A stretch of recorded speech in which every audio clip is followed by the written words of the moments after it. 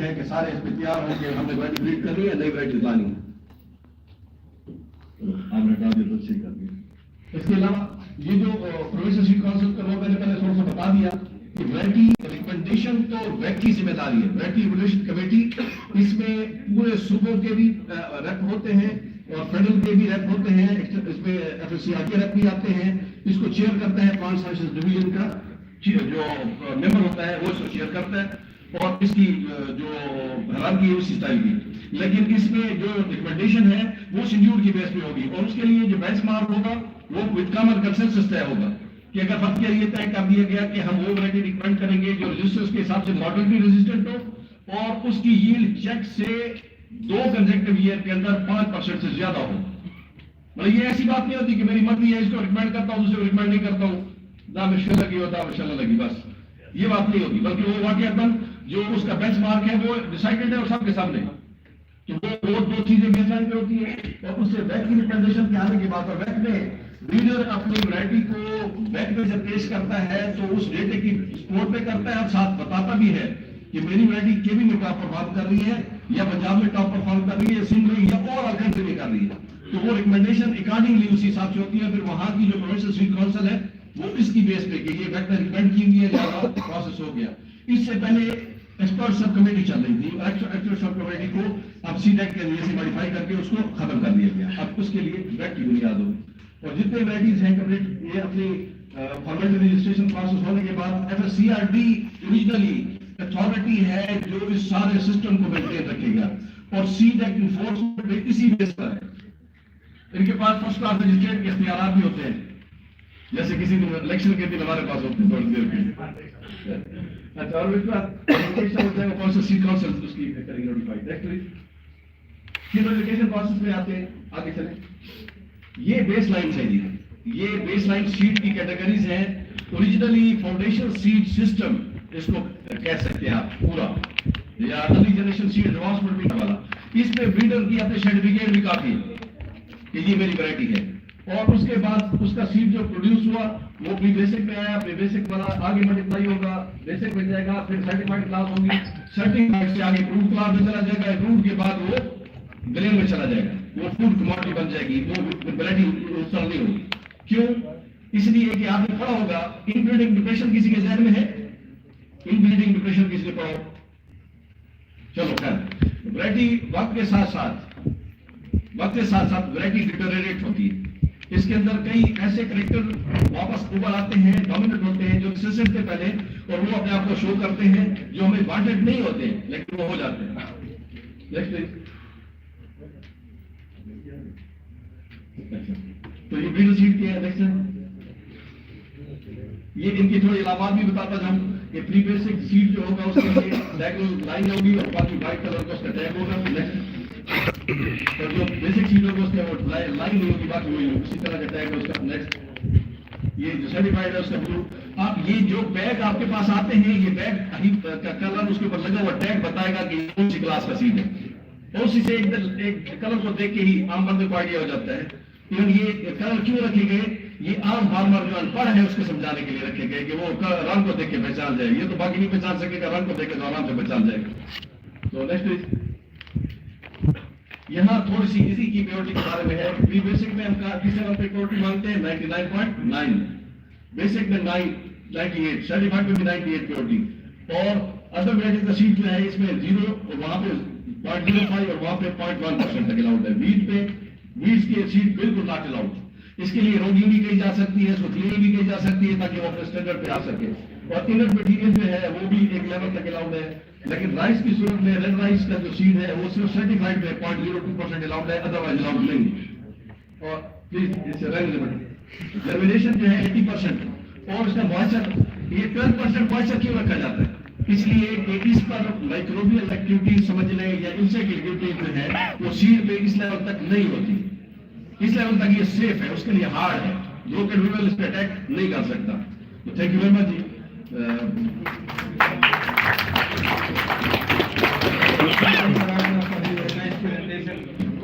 Again, since we are short of time, we will let one of our other graduate, student, mashallah. There was a time when he was an undergraduate student with me, and now he has you can observe Sajid Ali from UC of Hazara.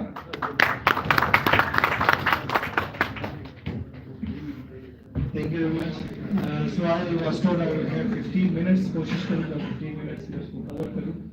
I'm thankful to the organizing committee for providing this opportunity. Pathogen with the host. So we want to see how the host population is structuring the pathogen. Next, please. At hunting, there were women who are actually collecting seed and putting it again next year. So that was actually the advent of agriculture. So seed is basically the origin of agriculture. And that was actually the time when they learned how to preserve seeds, so they started agriculture. And actually it also resulted in a series of impact on the ecosystem and diversity. My presentation will end with it. Next, please. So basically seed is the beginning of the life. Seed is basically the embryo, some food which is protected, and it has the innate capacity of dormancy, so it can resist some of the harsh environment. Now we have to utilize this resource actually for improving the productivity and the well-being of the farmers and of course our community. And as we say, well begun is half done. If you have well preserved your seed and you started with good seed, your overall productivity will be ensured. And for that beginning, actually, you need three components. The first one is genetically improved varieties, and they should be true to type. So for this component, the previous two lecture was about that. I will be a little bit talking about how we will search for true to type. And then the seed should be healthy and it should be vigorous. So we have some experiments on these components as well. Next, please. So how we can test the genetic purity. So we in our lab actually, we use molecular markers, molecular techniques in genotyping. What we are actually doing, we are taking the seed from the companies and breeders and so on, and we are doing DNA extraction, and then we can have different strategies to genetically characterize these. So the first thing is like, you can go for PCR-based testing, where you make some gels, and then based on the gel results, you can make the trees and identify whether it's really the Nemat, whether it's really Akbar 19 or something like that. You can also actually go for sequencing-based techniques, where you can use like the Sanger-based sequencing, you have the sequence information, you can also have fragment analysis like SSR. And then of course, with the advent of next generation sequencing, you can go for that, and actually here you cannot do it with naked eye, you need bioinformatic tools. The result of is like this black screen. You cannot search for SNPs actually. You have to use bioinformatic tools. So this is basically the framework we are using for genetic purity. Next, please. Now the seed health actually, by seed health we refer to that the seed is free of any diseases, any disease causing agents, so viruses, bacteria, nematodes, fungi. And we also look for insect pests, so this should be free from that. And actually, if the seed is diseased, you will have weaker seedling. And in some cases, the disease will be transmitted to the overall plant, and it will be transmitted to the healthier plants as well. So it's important that you consider the healthy seed. And of course, in some cases, it will add some additional cost if you are going to use. This is basically a study we did a decade, more than a decade ago, for basically Shahab MSc work, and now we are going for that in the PhD. So that's actually the canal, the break point symptoms you have, and on the top you have which is actually the intensively infected seed, and you can see over 2 years there was the disease was present, but there was variability over the 2 years. Next, please. And then of course we characterize into different levels, so that you can have low disease severity, medium, severe, and highly severe. But you can see there is differences over the years, and there is differences among the varieties. So it means that actually every variety should be tested for such diseases. The point here is that you need to do it for all of the newly released varieties. Next, please. And this is actually we are doing, so now Shahab sitting there, he's doing PhD with us at Azhar University Mansehra, and we have selected diverse germplasms, including the Chinese germplasm, Australian germplasm, European germplasm, Pakistani germplasm, including some of the renowned varieties. We have done already the first year study, and this year it is also planted in 5 locations, and we will be studying that how is the infestation, because the pathogen is there across different locations, so we have to take that variability. Next, please. This was another study which is based on carnal bunt, another seed-borne disease. And you can see, so this is basically a master student asthma at NRC, where I contributed as a co-supervisor. They have actually done the study across different locations, and you can see the disease was very high in Faisalabad and Rawalpindi. So it's actually a warmer climate disease. It's lesser in the, like you have Gujarat and Peshawar, the disease is not very high. Then what they did actually, they took the pathogen sample and tested on a series of varieties. And you can see that there is variability, the different color is actually different response to the disease. So there is a variability in the host lines, and of course WL711 and Faisalabad is susceptible. You have red color. Next please. And then the pathogen population, we actually did some population genetic analysis to see whether the population of different location is different or not. Because why we are actually doing the testing across different locations, not at a single location, because the pathogen population is not the same. Of course, the climate is different, but pathogen population is not the same. And here you can see, so the red color is the Khyber Pakhtunkhwa, the green is northern Punjab, and the blue is southern Punjab. And you can see, of course, there is some overlapping, but you have the spatial population subdivision, they are at least different from each other. So it means that you have to expose your lines to different locations. Next please. So that was the first component. The second component, the third component is the vigorous seed. And as I mentioned that a good beginning ensures success. We need the seed to be vigorous. So of course healthy, but also vigorous. And if the seed is vigorous, you will have a healthy seedling, and the healthy seedling will give you actually healthier plant. So next please. And again, so basically, I'm presenting the results in the start of my career, then I went to biotechnology and now at the current. So it's again here that when I started my research with Dr. Al Saab back in 2005, my first paper. So you can see the figure one title there. The blue color is the control line, and the black with the triangle is actually water prime seed. So the priming is the technique where you can actually put the seed in water on nutrients, and then actually a series of mechanisms started there, and the seedling growth started actually. And then you dry it, and then you sow it, so you have actually better growth, right? It's like you have a free entrance test instead of coming directly to the entrance. And then on the left, actually, there's another series of experiments where we have different nutrients. So you have water, zinc, phosphate, and combination of both. And you can see all the parameters were better than the control for the prime seed. The maximum is for phosphorus and zinc and phosphorus, depending on the parameter. And so this was my idea. When I joined Hazara University, Mansehra, next please. I thought that, that's a general university, and we have very strong biochemistry and chemistry team which was working on nanotechnology.